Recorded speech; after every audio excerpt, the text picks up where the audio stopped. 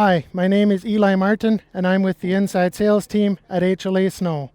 All of the HLA Snow wings feature a hydraulic rotary actuator to achieve 180 degree rotation of our side wings. This is a tidy, high torque solution as opposed to a hydraulic ram cylinder with pins and linkages to rotate the wings. We have two hydraulic lines going up to the actuator, running through an adjustable hydraulic relief valve. With this valve, you can set the relief tension for this wing. When you hit an object at the end of your wing, it will simply rotate back.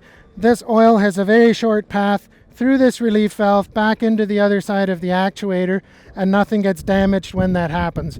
When you're past the obstacle, you simply swing your wing back out into position and you're ready to carry on.